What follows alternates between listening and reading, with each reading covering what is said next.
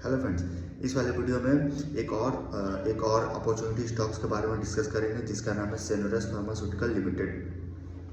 सेनोरस pharmaceutical limited जो है company का अगर आप बिजनेस मॉडल समझो तो ये कंपनी फार्मास्यूटिकल प्रोडक्ट जो है ये मैन्युफैक्चरिंग करती है for regulated market for regulated market of the US, Canada and UK. Then इसके साथ साथ company speciality under penetrated and complex pharmaceuticals product जो है वो भी मैन्युफैक्चरिंग करती है। और उसके साथ साथ कंपनी जो क्रिटिकल केयर इंजेक्टेबल्स होता है एपीआई वो मैन्युफैक्चरिंग करती है। ये कंपनी का ओवरऑल बिजनेस है। अब समझो कि इनका जो रेगुलेटेड मार्केट है तो उससे जैसे मतलब इनके बिजनेस के ना 3-4 सेगमेंट है। जैसे पहला रेगुलेटेड मार्केट हुआ, इमर्जिंग मार्केट हुआ, एपीआई बिजनेस हुआ, ठीक है। और उसके साथ साथ एक और इनका सेगमेंट है जिसका नाम ब्रांडेड जेनरिक बिजनेस हुआ। ये जो है कंपनी के 4 सेगमेंट हैं। पहला सेगमेंट है रेगुलेटेड मार्केट बिजनेस, ठीक है। तो रेगुलेटेड मार्केट बिजनेस जो है कंपनी इसमें कंपनी मैन्युफैक्चरिंग करती है सर्विसेज, मतलब कंपनी जो है मैन्युफैक्चरिंग करती है services to customers through a CDMO CMO business model. तो जो सीडीएमओ और सीएमओ का जो बिजनेस मॉडल है वो जो है वो इसके द्वारा जो है कस्टमर्स को कंपनी जो है सर्विस प्रोवाइड करती है, ठीक है। तो ये इनका रेगुलेटेड मार्केट है। इसमें कंपनी ऑपरेट्स करती है जो US FDA approved manufacturing facility in Atlanta US, ठीक है। देन कंपनी का जो सेकंड मार्केट है, जो सेकंड सेगमेंट है वो इमर्जिंग बिजनेस मार्केट है। तो इमर्जिंग बिजनेस मार्केट में कंपनी मैन्युफैक्चरिंग करती है pharmaceuticals product for emerging market. इसका फैसिलिटी छटरल में है, ठीक है। और तीसरा है एपीआई बिजनेस। एपीआई बिजनेस में देखोगे तो कंपनी इसमें मैन्युफैक्चरिंग करती है active pharmaceuticals ingredients for domestic market and SAARC countries, facility at Naroda. और चौथा जो है वो है ब्रांडेड जेनरिक बिजनेस। अब ब्रांडेड जेनरिक बिजनेस इसमें कंपनी सप्लाई करती है critical care injectables across India through distributor, ठीक है। देन कंपनी का ये जो है 4 जो है वो सेगमेंट थे, ठीक है। उसके साथ कंपनी का अगर आप डोमेस्टिक फैसिलिटी देखोगे जो अहमदाबाद में है, और ओवरसीज फैसिलिटी मतलब बाहर देखोगे तो अटलांटा यूएसए में है।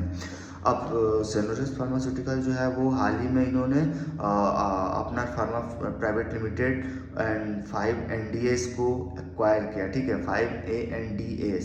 तो अबाउट अगर अपनार फार्मा के बारे में अगर जानो तो अपनार फार्मा जो है वो 12 दिसंबर 2014 को इनकॉर्पोरेट हुई थी। इट इज़ मतलब ये जो है privately held pharmaceuticals company speciality in the licensing, development and manufacturing of generic formulation and regulated market like US, UK, Canada, ये सब है, ठीक है।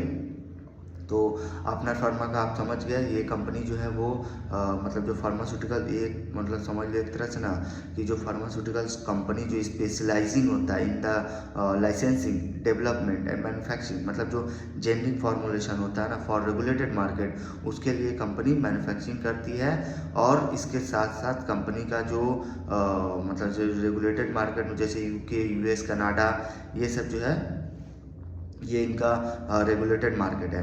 देन कंपनी जो मैन्युफैक्चरिंग फैसिलिटी है वो जो है वो गुजरात में है। देन इनका कंपनी का अगर आप देखोगे जो फैसिलिटी इज अप्रूव्ड होता है वो अप्रूव्ड बाई होता है यूएस एफडीए हो गया, MHRA हो गया and health Canada.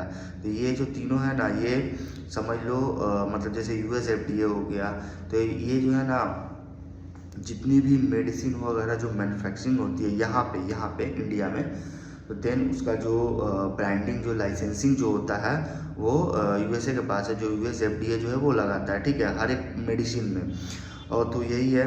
Than company ने ये भी बताया कि ये जो है जो अपनार फार्मा प्राइवेट लिमिटेड है उसको कंपनी ने 100% एक्वायर किया, 100%। और इसके साथ साथ ये जो यूएस एफडीए का जो मैन्युफैक्चरिंग फैसिलिटी है वो जो है वो अप्रूव्ड करती है। मतलब यहाँ क्या होता है ना कि अब जितनी भी दवाइयाँ जो यहाँ पे मैन्युफैक्चरिंग होती है उसका जो मतलब जो दवाइयों के जो लाइसेंसिंग होते जो है वो यूएस एफडीए के पास है, ठीक है, वो यूएस एफडीए जो है वो लगाती है। देन कंपनी का अगर आप देखो तो काफ़ी छोटी कंपनी है, मतलब एक स्मॉल कैप कंपनी है। और ये जो मार्केट जो अभी देखोगे, ये मार्केट का जो सिचुएशन है वो इस मार्केट में जो है जितनी अच्छी कंपनियां हैं जिसके बिजनेस में ग्रोथ है, जिसके ईपीएस में आपको लगता है कि अगले 3 4 5 क्वार्टर 6 क्वार्टर तक उनका एक्सपांसन होगा, ठीक है, तो वो सब कंपनी जो है वो आप देख के लो, ठीक है। और कंपनी में अगर इसमें यही टाइम है, अगर आपको अच्छा बड़ा पैसा बनाना है, वेल्थ क्रिएट करना है ना, तो आपको हर कंपनी नीचे लेना होगा, और नीचे और अच्छा कंपनी लेना होगा जिसमें ग्रोथ 50 60 70 80% ग्रोथ हो, ठीक है। तो ये सारा कुछ आपको देख के लेना होगा। एक बिजनेस मॉडल भी अच्छा होना चाहिए, दूसरा रिजल्ट आना अच्छा होना चाहिए, उसका गाइडेंस अच्छा होना चाहिए, और गाइडेंस जो मैनेजमेंट दे उसको मतलब वो जो है एग्जीक्यूट होना चाहिए। तो ये सारा कुछ एक कंपनी में चाहिए। उसी हिसाब से जो हम सेलुलस फार्मास्यूटिकल्स के बारे में बात कर रहे हैं, तो ये कंपनी देखो तो अगर आप इसका टोटल इंटरप्राइज वैल्यू देखोगे जो 91 करोड़ का है, और ये कंपनी का अगर आप टैबलेट्स देखोगे जो 275 मिलियन एक्चुअली एनुअली जो है इंस्टॉल करता है, इसका इंस्टॉल कैपेसिटी है वो 275 मिलियन। अब ये कंपनी उसको एक्सपांड करके 600 मिलियन करेगी। 275 मिलियन जो है एनुअली कैपेसिटी इंस्टॉलेशन है, और इसको कंपनी एक्सपांड करके 600 जो है वो 600 मिलियन करेगी एनुअल। और कैप्सूल जो है वो 225 मिलियन जो है एनुअल कैपेसिटी है, 225 मिलियन का वो कंपनी जो है वो एक्सपांड करके 500 मिलियन करना चाहती है। मतलब इनका अगर आप देखो ना, तो मतलब जैसे टैबलेट्स हो गया, कैप्सूल हो गया, इन सब का जो गाइडेंस है ना वो डबल कर रही है। गाइडेंस मीन्स इसका जो कैपेसिटी इंस्टॉलेशन है वो जो है वो डबल हो रही है। टैबलेट्स में देखो तो 275 मिलियन से 600 मिलियन का एक्सपांडेबल है। कैप्सूल का देखो 225 मिलियन से 500 मिलियन का एक्सपांसन है। देन बॉटल्स देखोगे तो बॉटल्स भी जो है 16 मिलियन एनुअल इंस्टॉलेशन कैपेसिटी है, उसको एक्सपांड करके 32 मिलियन करना चाहती है। तो हर चीज़ कंपनी जो है वो डबल कर रही है। और उसके साथ साथ अगर कंपनी का जो रेगुलेटरी अप्रूवल्स है, जिसके जैसे US FDA, MHRA, health Canada, ये सब जो इनके स्ट्रॉन्ग जो है वो रेगुलेटरी अप्रूवल है। देन कंपनी का अगर आप मार्केट कैप देखोगे तो वही लगभग 4000 करोड़ का इनका मार्केट कैप है, 4000 करोड़ का लमसम, ठीक है। ये एक स्मॉल कैप कंपनी है और काफ़ी अच्छी कंपनी है, मतलब इसके बिजनेस टू गुड है। और ये कंपनी का रिजल्ट वगैरह भी देखो तो बहुत अच्छा मतलब इसका रिजल्ट देखो तो 64% से कंपनी का सेल्स ग्रो हो रहा है, 64, एबिटा हो रहा है 86, पैट डबल, मतलब पैट जो है 105% से पैट जो है वो ग्रो किया। ये इनका जो है नंबर है। और इन्होंने गाइडेंस दिया था कि ये इन्होंने 50% का गाइडेंस दिया था मैनेजमेंट ने, लेकिन उसको एक्सिक्यूट जो है उसको इंक्रीज़ करके कंपनी ने मतलब इंक्रीज़ करके क्या, मतलब 50% का गाइडेंस था और रिजल्ट आया 64%, मतलब काफ़ी अच्छा। और इनका मतलब पैड देखोगे तो जो टॉप लाइन ग्रोथ था 50% से ऊपर आया है, एंड पैड जो है वो 100% का इन्होंने गाइडेंस दिया था और इन्होंने अचीव किया, मतलब 105% का इनका पैड का नंबर है। देन कंपनी का जो रेगुलेटेड मार्केट है वो ग्रो किया है 60% YoY लेवल पे इन Q3 FY26, एंड पूरे 9 मंथ में देखोगे ना, पूरे 9 मंथ में तो वो 71% से ग्रो किया है। एंड उसके साथ कंपनी का जो एक्विजिशन है मतलब 75% स्टेट इन अपना फार्मा लिमिटेड, एंड बैलेंस का जो 25% इज एक्सपेक्टेड है कि कंप्लीट बाय FY27। तो इन्होंने बताया कि जो अपना फार्मा लिमिटेड है उसका 75% इन्होंने एक्वायर किया है, बाकी का 25 जो % है वो एक्सपेक्टेड है कि वो मतलब Q2 FY27 तक वो एक्वायर कर लेंगे। देन कंपनी का जो इमर्जिंग मार्केट बिजनेस है वो देखो काफ़ी स्टेडी मोमेंटम है in both growth and profitability, दोनों में देखो स्टेडी मोमेंटम है। देन कंपनी का जो जेनरिक बिजनेस है, branded generic business has continue to build on a strong momentum. Then company का देखोगे जो मतलब जो ब्रांडेड जो जेनरिक जो बिजनेस है वो ग्रो कर रहा मोर देन 6x, मतलब यहाँ से वाई वाले लेवल पे 6x हो जाएगा, ठीक है। जो जेनरिक बिजनेस ग्रू है, जेनरिक मतलब जो ब्रांडेड जेनरिक जो बिजनेस है, उसके साथ साथ कंपनी का जो ब्रांडेड बिजनेस है वो continue to build on strong momentum. Then company का देखोगे जो कंपनी कंटिन्यू कर रही है, मतलब फोकस कर रही है कि जो इनका कैश फ्लो जनरेशन है with operating cash flow demonstrating steady upward trajectory.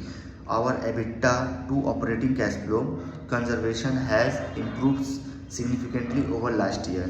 Then company का रेवेन्यू देखोगे तो वही 64% से ग्रो किया है, and both regulated as well as emerging market business काफ़ी अच्छा शानदार परफॉर्मेंस रहा है। देन उसके साथ साथ इनका जो इन्होंने ये भी बताया कि जो रेवेन्यू जो इनका इमर्जिंग मार्केट से जो ग्रो किया है वो 47% से जो है वो इमर्जिंग मार्केट से ग्रो किया है।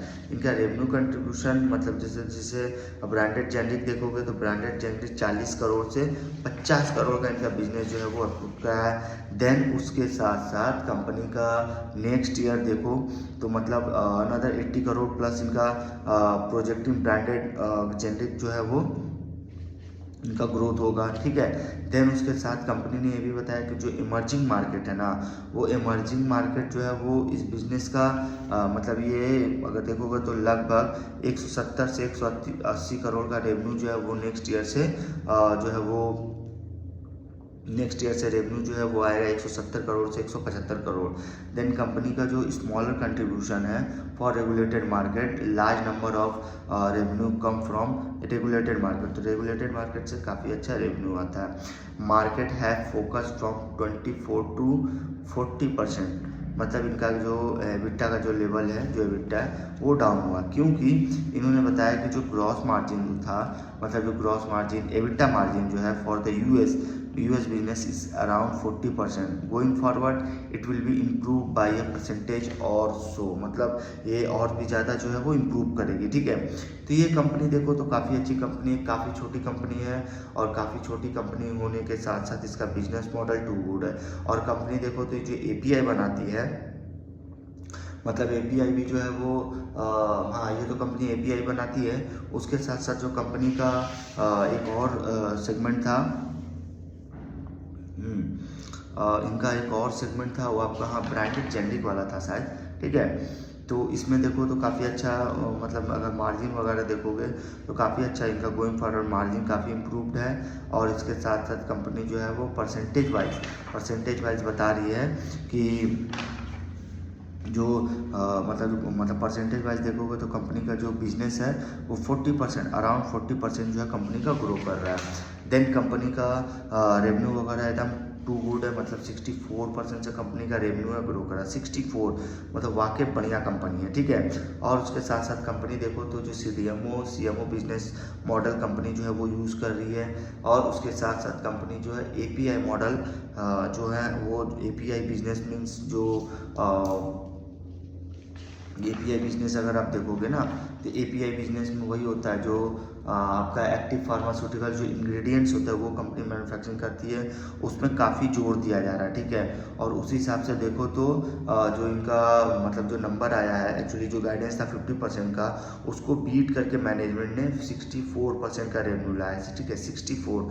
और पैड देखोगे ना तो पैड डबल हो चुका, मतलब 105% से पैड जो है वो ग्रो किया है। तो इस वाले जो मार्केट में जो फॉल आया हुआ है वो फॉल में देखोगे तो ये सब जो है काफ़ी अपॉर्चुनिटी स्टॉक्स है। वैसे हम बहुत सारे स्टॉक्स के बारे में डिस्कस किए इससे पहले वीडियो में, जो अपॉर्चुनिटी स्टॉक्स है जिसको आप मार्केट गिरावट में देख सकते हैं। और कंपनी जो है हम जिस भी कंपनी के बारे में अगर हम डिस्कस करेंगे वो कंपनी जो है बाई और सेल रिकमेंडेशन नहीं होगा, वो कंपनी एक एजुकेशनल पर्पस के लिए जो है हम डिस्कस करेंगे, ठीक है। कि ये कंपनी में क्या होता है कि हम जो बोल रहे हैं बता रहे हैं वो जो है जिस कंपनी के बारे में बता रहे हैं उसका बिजनेस अपडेट वगैरह जो है हम आपको दे रहे हैं। इससे आपको आसानी होगा कि कंपनी जो है आगे का क्या आउटलुक वगैरह है वो सारा कुछ जो है वो हम डिस्कस करते हैं, ठीक है। तो उस हिसाब से कंपनी देखो तो CDMO सर्विस में भी कंपनी इंटर की हुई है, देन API बिजनेस में भी कंपनी इंटर की हुई है। तो आप देखो तो इनका दोनों बिजनेस में काफ़ी अच्छा ग्रोथ है। वैसे रेगुलेटेड मार्केट में जो ग्रो होता है 60% से YoY लेवल पे, मतलब Q3 FY26 में वो काफ़ी अच्छा ग्रोथ है। मतलब इन्होंने अपने जो गाइडेंस दिया था उसको भी इन्होंने बीट किया है। और पैट देखोगे तो पैट जो है जनरली पूरा डबल हो चुका है, मतलब 105% से पैट जो है वो इंक्रीज हुआ, ठीक है। तो इस बिज़नेस में देखो तो काफ़ी अच्छा बिजनेस है। मतलब कंपनी का जो सेगमेंट है API CDMO ये सब जो इनके सेगमेंट है वो काफ़ी अच्छे सेगमेंट है, काफ़ी अच्छा ग्रोथ आने वाला है। और उसके साथ साथ एक कंपनी स्मॉल कैप कंपनी होने के साथ साथ काफ़ी अच्छी और मतलब एक अपॉर्चुनिटी स्टॉक्स एक तरह से समझो, ठीक है। तो हम कोई भी शेयर्स के नाम बता रहे हो, कोई भी बाई और सेल रिकमेंडेशन नहीं है, ठीक है। इस वीडियो में यहीं तक रखते हैं।